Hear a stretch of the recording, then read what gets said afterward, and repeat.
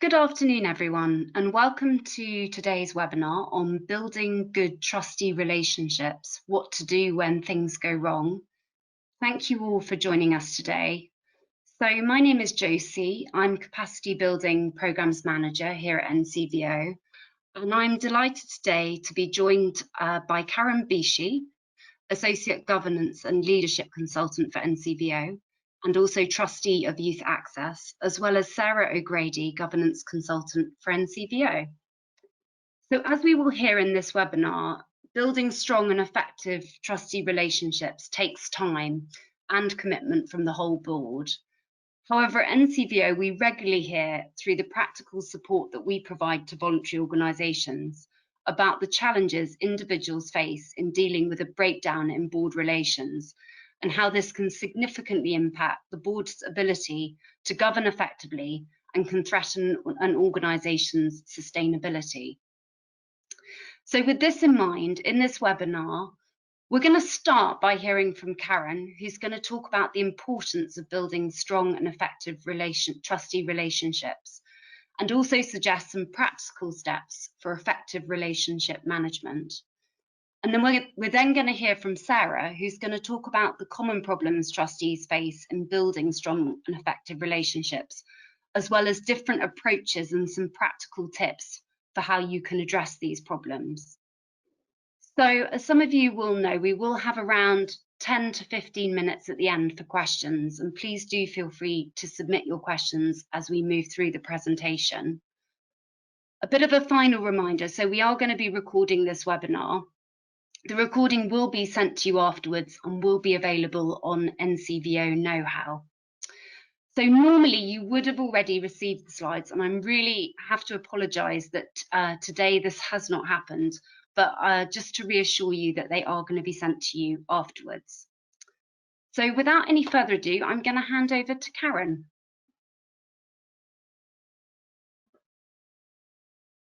Hello, everybody. Thank you for taking time to come and listen to us today. I'm Karen, and I'll be taking you through the first part, as Josie just mentioned. Okay, so the first thing we're going to look at is a poll, as we're interested to know from why you've joined us today for this webinar. Are you looking to improve how you build good trustee relationships?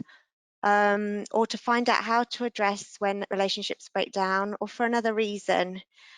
Just really to give us a sense as to where you're up to at the moment, whether you are in a difficult situation, you're trying to fix it, or whether you're interested in kind of getting things right and really kind of building strong trustee relationships, or whether it's just completely another reason altogether. So yeah, if you could take part in the poll now.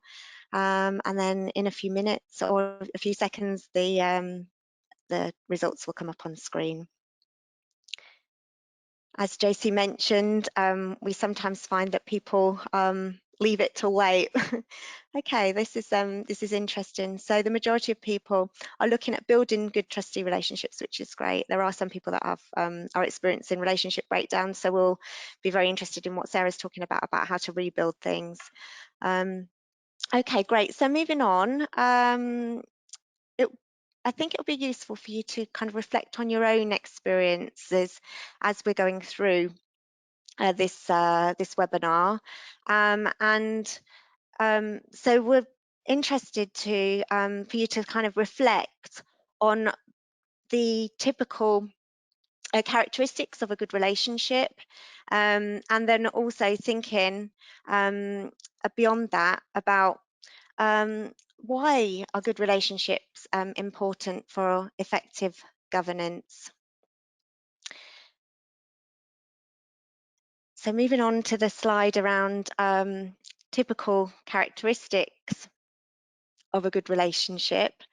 My colleague Sarah is working the slides for us, so we're just going to wait a couple of seconds for that to come onto screen. Thank you. So the typical characteristics of a good relationship. So relationships are dynamic, they are different and will depend on the individuals involved and how they come together as a group. But there are some common characteristics on the next slide that talk about the fact that open communication is really critical for good relationships and depend on open and honest communication. When that exists and open communication happens, then there's opportunities to build trust within the relationship. People are able to be open and honest with each other and in their thoughts and their actions. That then helps to generate trust and respect between one another, working with mutual respect and valuing in one another's inputs to find solutions and to think about collective insight, wisdom and creativity. It's also really important that there is an inclusive approach where there's an understanding of the power dynamics that exist and steps taken to ensure that diverse perspectives are encouraged and valued.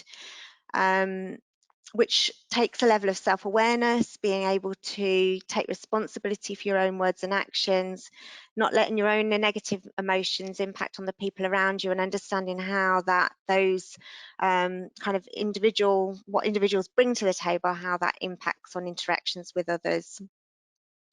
And what's really also important is there to be a good balance between support and challenge, and that these two characteristics go hand in hand for a healthy balance of both to be encouraged. It's something that I will come on to talk about a bit further through the slides, as some people sometimes see that good relationships are when they don't rock the boat or everybody agrees, but that can be as difficult or damaging for good governance as when there is kind of too much challenge and not enough support. Moving on now just to see how it links with the principles of good governance overall. So this image on the screen now is taken from the Code of Practice for Charity Governance, and relationships run throughout, but it's specifically talked about within Principle 5 of Board Effectiveness. Moving on now, just to kind of consider it within the realm of the kind of broader challenges that trustees are facing. So within the time of COVID and the challenges that are face at the moment financially and demand on services, it can be easy to kind of get caught up in the business of the day-to-day and not really focus on the relationship building and management. But actually what we found is that it is even more important at this time to actually being able to give this the time and resource that's required, because there aren't as many informal opportunities to be building relationships because boards are not necessarily meeting in person.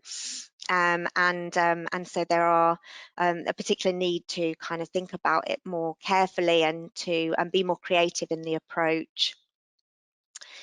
Moving on to thinking about the power dynamics on the board. The fact is that board members are theoretically equal, and legally each trustee is one amongst equals on the board, and you're jointly and severally responsible for the governance. However, that's not how people always experience the power dynamics on the board. There's the role of the chair, which they have a particularly important role in leadership of the board, but that should be done within the remit of what is formally agreed within a kind of clear role description for the chair, and that those powers are on behalf of the board as a whole and are given to the chair rather than them owning them. Some people have relationships beyond the board, so it's important to understand how this impacts on the dynamics of the board, and that some people have access to information that others won't, and so making sure that there is inclusive practice to encourage and support everybody to be involved equally. Length of service on the board can also be an issue, so thinking about when new members start, about how do you then induct and make sure that the relationships on the board are not unequal as a result of some people holding more power as a result of having been on the board longer. And then I'm thinking about kind of access to information and decision making outside formal structures. Different worldviews and positions within wider society can play into the different power dynamics, and also thinking really not just about the relationship between the board, but the board and the executive where relevant, where you've got paid staff. So just moving on, I'm just going to touch very briefly on this, but it links back to what I was talking about the positional power in wider society. So just thinking about diversity of perspective on the board and about the difference in terms of the kind of the demographics of making up on the board. There is a push for more diverse boards, which is excellent for kind of challenging decision making and kind of bringing different perspectives to create great decision making on the board, but it also brings with it potentially challenges where you need to be thinking about how do various kind of structural power dynamics potentially impact on ensuring that people feel equal to be one amongst equals on the board when they're taking up their governance position. So moving on now to look at some ideas about building relationships. What I think is really crucial is making sure that the expectations are clear from the outset and an even-handed approach is taken so that everybody knows through good induction processes about what's required of them and that there is a really clear understanding about what that is. So thinking about code of practice and setting out really very clear expectations. Creating a culture amongst the board that encourages mutual respect and builds trust, and we'll come on to some ideas about actually how you can do this in practical terms towards the end of my part of the presentation. So time and resource invested to getting to know one another, team building activities, both formal and informal, are really crucial to this. So people really understanding who their colleagues are on the board, they're recognising themselves as a member of a broader team and that they're bringing their own contribution, but that it's about how do you work together effectively. And what can really help is understanding each other's motivations for being on the board and sharing that information. Really getting to know what drives individuals and their values can be really crucial and really help to create that really excellent team dynamic. Also, creating regular opportunities to review how people feel about their role on the board and their relationship with others. I've recently been doing some appraisal processes with boards, which has been really fantastic in asking those questions, giving people a chance to review and reflect their roles, what they're doing at the moment, what they could do differently to improve, what they think needs to happen for the board to improve. And actually being able to share that information with one another and creating a culture where feedback and constructive challenge is welcomed. So moving on to that, the next slide about the support challenge matrix, because people have different levels of familiarity or comfortability, they feel more comfortable in different kind of parts of this support challenge matrix. But what you really want to be aiming for is a situation where you have high challenge, and so there is scrutiny of decision making, but it's also done in a really supportive way that can encourage people to talk openly and discuss and be prepared to challenge others and to be challenged themselves, but to be done so in a way that's kind of creative and robust. If you fall into any of the other categories, then it can either feel too harsh, which can kind of create a resentment, feel disconnected that the board are not working effectively together, or too cozy. And this is often one area that people feel, oh, everything's going well because there isn't any animosity, but that can then be that it's perhaps potentially a bit too cozy and that decisions are not being made in the right way and challenge isn't happening where it should be. Moving on now to look at the different team dynamics, just to think about the life cycle of the board. And so when a group is new and it's in that kind of forming stage, people are often very kind of accommodating to one another and overly supportive and won't necessarily speak up in the early days of forming. Then often through a cycle of getting to know one another, there can be some conflict and a storming process that people go through, understanding how the team decisions are made and about a purpose of being clean. but team relationships are blurry, so that can kind of cause some conflict. Moving through that, often you get into then a norming stage where relationships are well understood and within the team, a commitment to the team goals, and that begins to optimize team processes. And then moving beyond that, getting into kind of a performing stage, which is where you're aiming for, really, about where a team is committed, performing well and focused, and they're able to kind of really perform in the roles. Now, this is an ideal cycle, but what needs to be understood is that you can move between each of these areas on the cycle, and addressing that when new members of the board arrive, and you get, especially if it's a few new members at the same time, you can kind of get back into the kind of forming stage and recognizing as this is happening. Okay, so moving on from that now. To look at the particular challenges of working in a lockdown environment. And on the screen at the moment, you can see kind of a zoom and the idea of the pun of the elephant in the zoom. But I think it's really important that it is something, a particular challenge at the moment, with so much activity happening remotely, people relying on technology and finding it more difficult to build relationships, and therefore it's important that you not just provide the same amount of time, but actually more time and resource. And I appreciate that can be a challenge, but having those building in opportunities for informal a discussion, for getting to know one another, to really kind of build in those relationships, and not ignoring where there is potential for there to be a problem where people are not kind of engaging and picking up on the warning signs.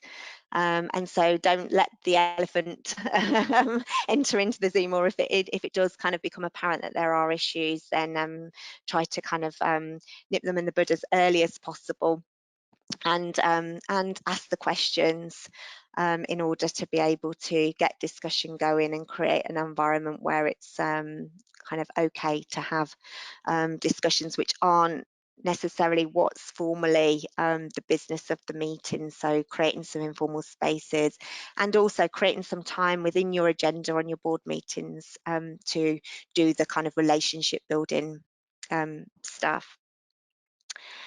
Moving on to the next slide now is looking at some practical steps that you can take and ideas.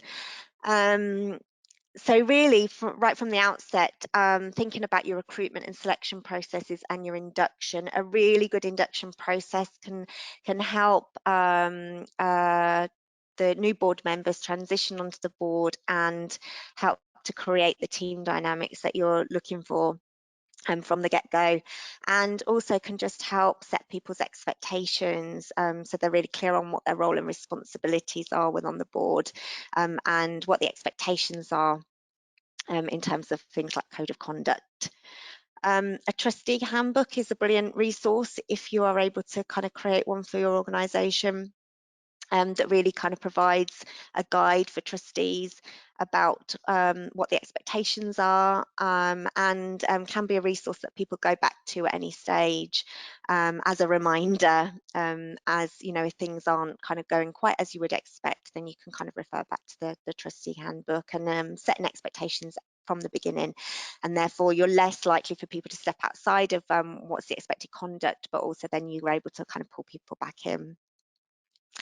An appraisal process is a great tool, and I've just mentioned that I've been providing some support to organisations to do this, but you don't necessarily have to have external support. It can be helpful because it can mean that people can feel that they can talk completely openly and honestly without having to kind of worry about kind of upsetting anybody's feelings if you've got somebody that's independent doing it, and then they can manage the kind of the process for you.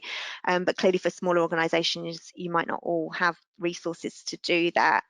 You can do it internally with the chair of the board taking the lead in terms of undertaking the appraisal process.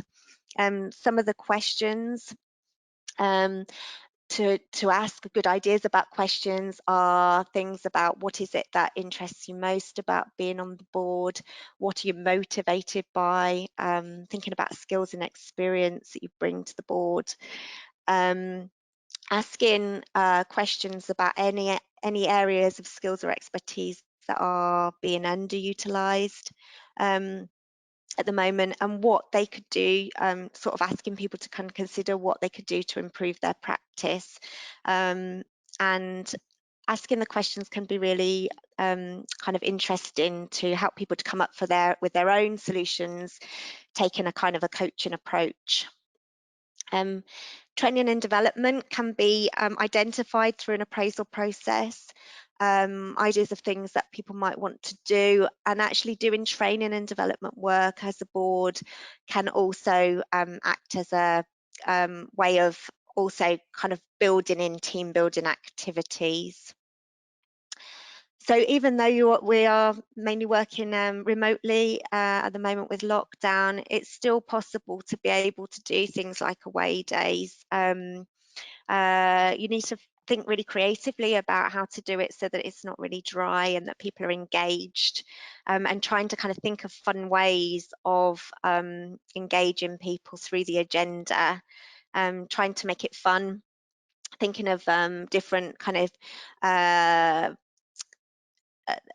team building activities that you could do, anything that kind of can help people to reveal more about themselves to others, in terms of kind of what their values, their motivations, things, just interesting facts about people that bring a bit more of their personality and character to the board can be helpful. So social activities, trivia, quizzes, just to really kind of gain a sense of people feeling like they can get to know one another a bit better, and that then can help with building the kind of the trust and gaining respect, that then leads to people feeling more able to be open in their communication.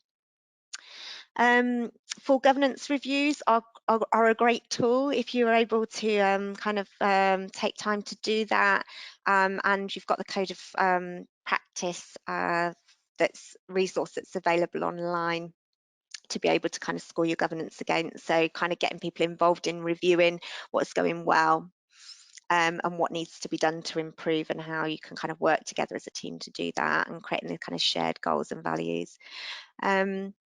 Just having a space at the end of each board meeting to ask how people feel that it's gone, any, you know, kind of asking for feedback about different things that they might want to try, or different ways in which the board meetings could be structured, can be also really helpful. So given an opportunity to gain that feedback.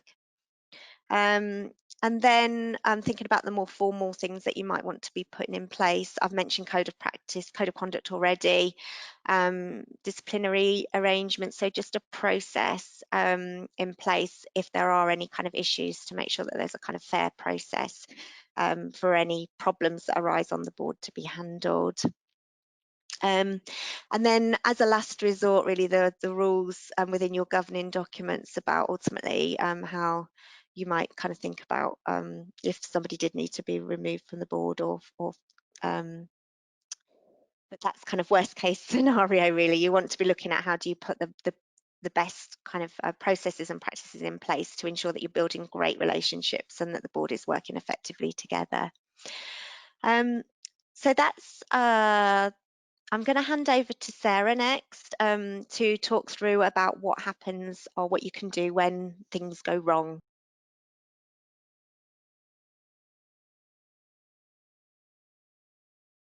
Hello everyone, thank you for joining us, and thank you very much to Karen. We'll now move on to look at what to do when things go wrong, looking at 4 areas. Firstly, some common situations, then some approaches if the conflict relates to individuals or the board, then feedback, constructive criticism and difficult conversations, and finally the exit process. And whilst the focus is on trustee relationships, hopefully this session will be useful in other situations too. So firstly, I thought I'd start with a few words about conflict. Conflict is not necessarily a bad thing. On a healthy board team, there should be a variety of different perspectives. As Karen has highlighted, a more diverse board makes for better decision making. Trustees need to be able to debate matters and respect each other's views, listen and work as a team without groupthink, all with a focus on making the best decision for the charity. And problems arise when the conflict is negative and isn't managed. So conflict can be open, so shouting at each other, or passive, avoiding conflict and expressing it in a different, other controlling or disruptive way. Problems arise where the conflict makes a board dysfunctional and, if unmanaged, can have a ripple effect within the charity and beyond. There's a responsibility on trustees to address the problem. The board is responsible for setting the culture and should lead by example. There's also the very human cost of stress, worry, demotivation, and wasted time and energy and effort. The key to conflict resolution is seeing another's perspective, even if agreement can't be reached. So now looking at some common problems regarding individuals. The 2017 Taken on Trust report, which Karen mentioned, showed that 93% of the trustees surveyed said that the role of trustee is important or very important to them. Trustees are generally very passionate about the work of a charity, which is why they take on the responsibility and give up many hours in carrying out the role. No one starts off wanting to be a problem or may not realise that they are. Remember that we're all human with emotions and a life outside the charity, which may have an impact on someone's behaviours. So some typical situations range from poor personal behaviours, such as bullying, extreme views leading to a clash of personalities rather than debate on the issues, crossing boundaries, no collective responsibility, so not respecting or supporting a board decision, failure to recognise a conflict of interest or accept that there is one as distinct from personal integrity. And it could be excessive pride or self-confidence, and sometimes it may be due to something which is going on outside the trustee's role in the charity. A few signs and causes of a dysfunctional board where conflicts arise are a lack of understanding of the role or respect for boundaries, typically between governance and operational roles, unmanaged or undisclosed conflicts of interest, a lack of leadership leading to a vacuum which others try to fill, or it could be personal behaviours. And change is a frequent factor. People respond to change in different ways and at different paces, so that should be recognised. For example, on the board where I'm a trustee, as we had yet another board meeting dominated by discussing governance improvements, a trustee said that the meetings used to be fun, which was a message I took that change regarding governance was happening too quickly for everyone. So addressing the situation, who leads? It's frequently the chair or vice chair. It's a key part of their leadership role. If the issue is with them, however, or their failure to address the situation, then someone else on the board may need to take the initiative. Don't ignore the warning signs, but likewise don't overreact. And few people are comfortable in a situation of conflict, and even less who are comfortable in addressing it. The type of behaviour or issue and the impact should inform the response and the action taken. So think, is it a one-off? Is it likely to lead to wider disputes? What is the impact? And think about what tools are available.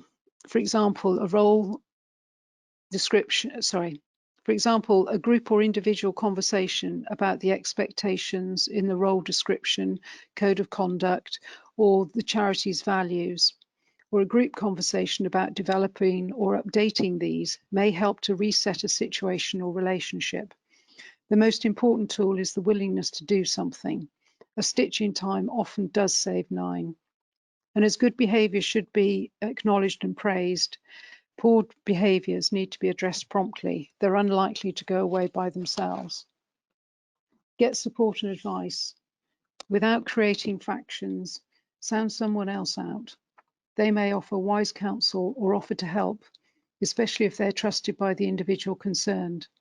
A quiet word or expression of concern at this stage may avoid escalation. Sometimes it's best if the first conversation comes from a colleague or peer rather than a board officer. And sometimes the best option is to do nothing. This should be a positive decision, however, not conflict avoidance.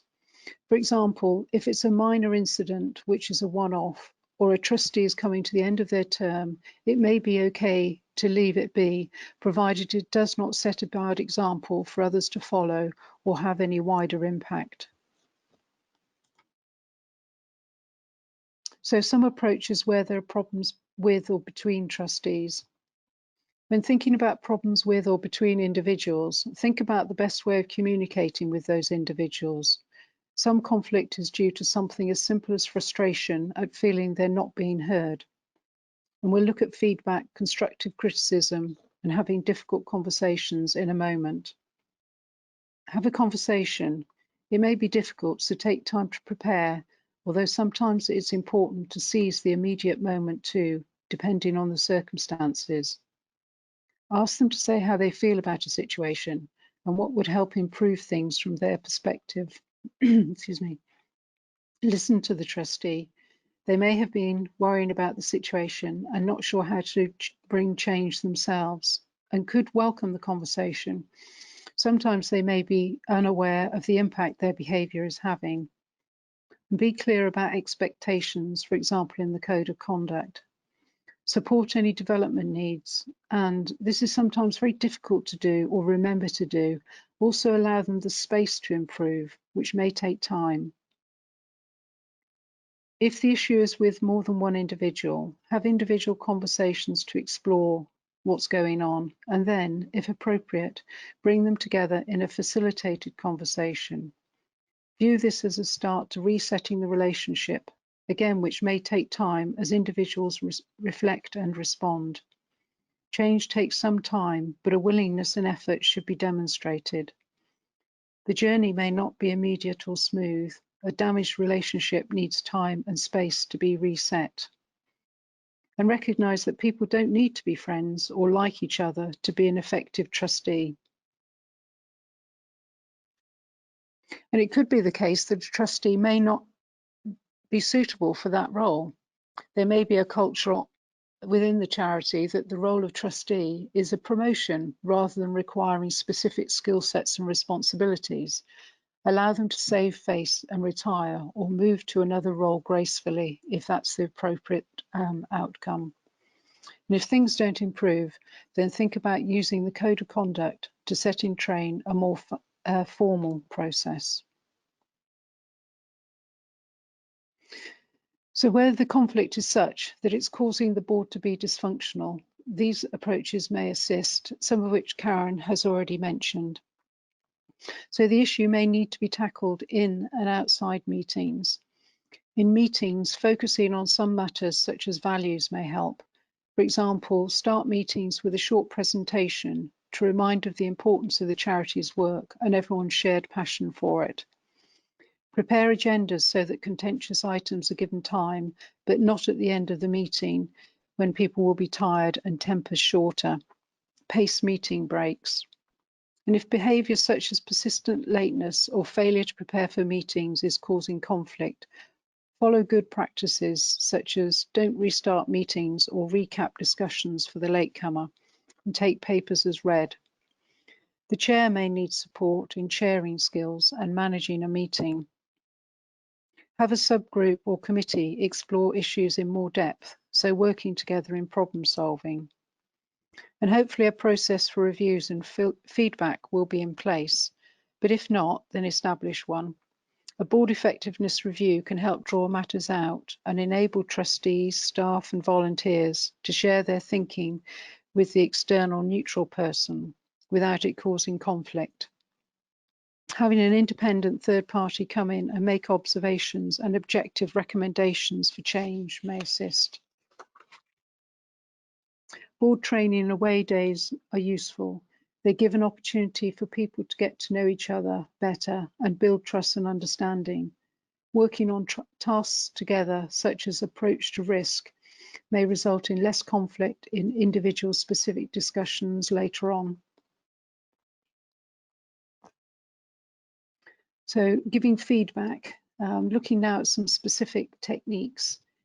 There are many models of good ways to give feedback. This is one I like. It's really important to be able to give feedback effectively in a way that it will be heard and should be accompanied by recognition of things that are done well. So it should be balanced. Negative feedback by itself can't help improvement, so it should look at the positives as well. Observed. It should be based on the individual's actions and not your perceptions or personal opinions. Should be owned, so you should believe it and the individual should understand the feedback, the gaps and areas for improvement. Specific. Don't be cruel or harsh, but also don't be vague. Say what's expected and where they can improve, as well as what they're doing well. Don't deliver confused messages. Timely. Give feedback at the first sensible opportunity, not months later. And easy in number. So prioritize. Don't throw the book, but give sufficient examples. Recipient-led. Ask the individual for their thoughts about how things are going and their thoughts about the feedback and ideas for future actions. I think it's always good to invite the individual to say what they think or feel about something, as the two can draw out quite different responses. So some examples are, something I think worked really well was, a strong area was, then don't say but, say and, to build on the first comment, not negate it. What I think would have made it even better is, something you might like to think about is, and be open to feedback yourself. Ask what you can do better or how you can help. So some golden rules for giving constructive criticism are on the slide. So constructive criticism would be, for example, if you're contributing to a board discussion or offering input into a staff proposal. So challenge as you would be challenged. Focused on issues, not personalities or positions. Consider the most effective way to communicate your thoughts to the audience. Explore other perspectives and contribute to the discussion. Don't just disagree.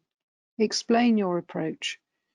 Respect each other's perspectives, even if it appears that a stupid question is being asked. They're often the most insightful. And use emotional intelligence. And what do I mean by this? Be aware of your thoughts and feelings in order to manage your behavior more effectively.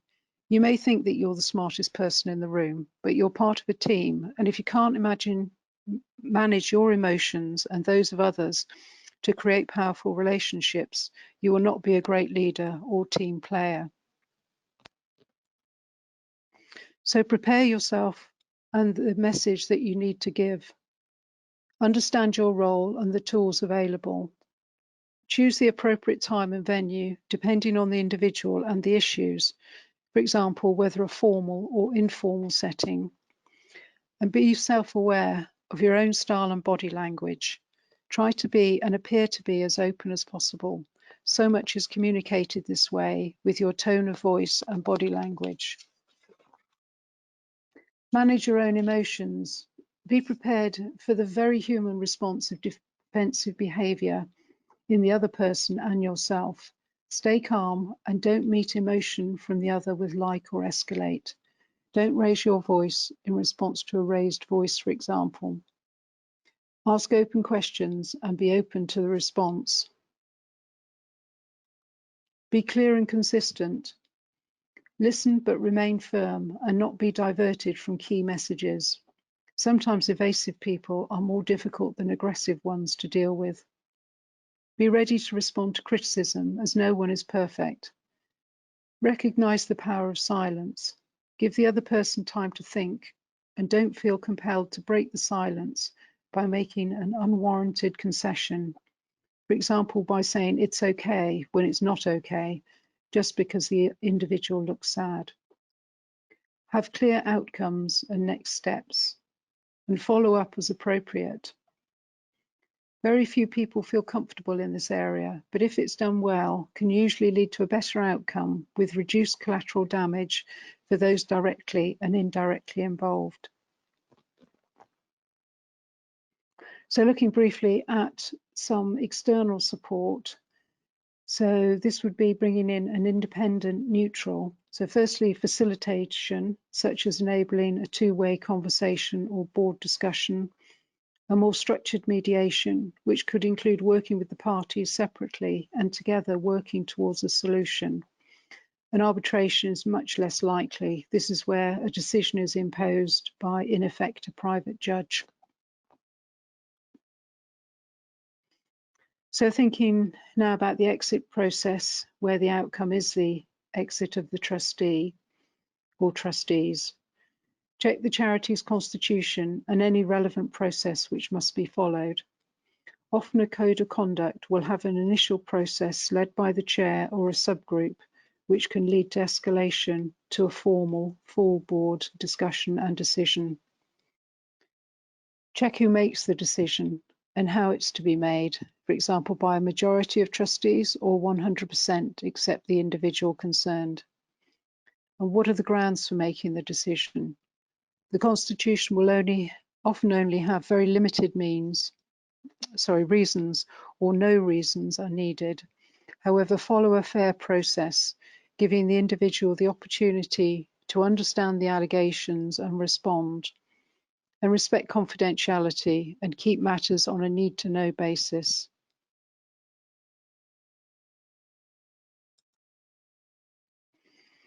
So some practical matters to mention. Stakeholder management. Who will be affected by or have an interest in the outcome? Whilst the process should be confidential, the outcome will not be. What will the messaging be? Agree a joint statement if possible and appropriate to do so. It may help make a contentious situation less contentious by managing the charity and the individual's reputation without ever, in any circumstances, however, being misleading to stakeholders, the public or regulators. An exit interview can be useful, however, it's likely to be inappropriate if a process has already taken place. And then there are practical matters to be addressed, such as the return of confidential information, security pass, and updating your website. And then inform regulators. So I hope this will be helpful. As I mentioned at the start, the most useful tool is the willingness to do something about a conflict situation. And I wish you well if you're facing such a situation. Thank you for listening, and I'll now hand back to Josie. So the first question, and I think this is, if we can start with you, Sarah, if that's okay. We had a question about what is the difference between feedback and constructive criticism? Do you want to just say a few words on that? Yes, well, they're very similar techniques that you use. I think for me, it's a different sort of circumstance. I suppose I think of feedback is much more about perhaps an individual's performance and behaviours, whereas constructive criticism, I think, is where you're contributing to an idea or a discussion. So I don't know whether that question came in before or after my slides, if that wasn't clear. Yeah, I think that's helpful. It came in, I think, just after, so that's really helpful. We've had two questions about, I think it would be quite helpful to talk a little bit more about the appraisal process. So one individual has mentioned that the word appraisal kind of suggests some form of an assessment of the individual. And in his or her experience, this is quite an unpopular concept amongst voluntary trustees. Would it not be better to call this process feedback, which would focus on the fact that it's more of a two-way conversation? I just wondered if maybe, Karen, you had any thoughts on this, and then Sarah, if you want to add anything. Yeah, for sure. Well, I think the thing is that you don't have to call it appraisals. You can use the language that's most suitable for you. And so I think review is quite a good word, where you kind of a progress review, and it can be within the the process really. It's about gleaning information about how the person is feeling about their position on the board, their contribution to it, what they feel really proud about, you know, having done, and the impact of their work. So it doesn't have to be, I think, sort of, if you're talking about appraisal, it can link back with people's experience as to how positively appraisals have been undertaken in their work life more generally. And some organisations do it really well, and people have a very positive experience. Appraisal is something that they really look forward to and enjoy. Whereas some organisations, you know, if they don't have the right culture, then appraisal can feel like it's an opportunity to kind of criticise or to make to kind of draw attention to the things that are not quite going right. So I don't think it's necessarily a problem to call it something else. It doesn't have to be called appraisal. I think it's more about helping people to kind of really to take a coaching approach to helping people to kind of come up with ideas about and to feel proud about what they've done well, and also to think then about how, you know, what they might be able to do differently going forward, or what might their focus be for the kind of foreseeable future. So I think if you frame it in the right way, then that can kind of bring people with the right attitude to the exercise. Thanks, Karen. Sarah, do you want to add anything? Yes, I was going to say that if there's an established induction process, then the review or appraisal process is a natural sort of development, a further stage down from that. So if those conversations have already happened, they won't be considered to be alarming. I'd also say that I think everyone needs to be supported when they become a trustee or join a new charity, even if they are an experienced trustee, because whilst people may be appointed for the skills and experience that they bring, the role of a trustee is quite different, and they may be senior within an executive role, but the trustee role is different. And I'd also say that whilst trustees are volunteers, it must be recognised they have a significant responsibility, and so I think there should be, you know, that conversation taking place as to whether their development needs are being met and whether they're contributing in the way that they had hoped as well. Great, thank you both. Just to also add that on NCVO Know-How, we do actually have a sort of template for an individual. We actually call it review for a trustee. So do have a look there, but we will be signposting you to that kind of resource as part of our follow-up email. So you will get a link for that. A question which I think we've touched on a little bit, which is around just any more thoughts on how might a relatively new board of trustee kind of build a good relationship. I think particularly when we're in an environment where, obviously, as you've both mentioned, we're doing everything online. So any ideas around that? Karen, do you want to kick off? I talked about it a bit in my presentation already. I'm happy to kind of expand a little bit further. But I really think that using Zoom, you can kind of provide opportunities for people to talk beyond the kind of formal business of the board meetings, and I think that's really key. So some of the questions that I think I sort of touched on already was about really understanding what people's motivations are for being on the board, what their value space is, and things about themselves, and about what their story is, to help people to understand one another, and where they're coming from, and what's really important to them outside of their board, their position on the board. As you mentioned, it is a voluntary role, and people give up considerable amount of the time to do it. So for people amongst the team to understand what's kind of the motivation behind it and what's really driving them will really help build that team dynamics, especially when there are connections between different people as a result of understanding shared experience from outside of the board and how that informs their their role within the board, I think. So, but also I'm just trying to make it as fun as possible. I know it's more challenging via Zoom, but you know, kind of creating spaces for anything that can be fun and that brings a different kind of agenda, so it's not that kind of structure and the formal business. So there's lots and lots. If you look online and search for kind of icebreaker activities, there are lots of different things that you can do there. I did an interesting one recently, which was around kind of an origin. So looking at where do you come from, what's important to you, what's been kind of interesting things about your life. And although it's not kind of directly a part of the board business, it just really helps develop those relationships and build trust, and gives people something a way of connecting with each other beyond the board meetings. Great, thanks, Karen.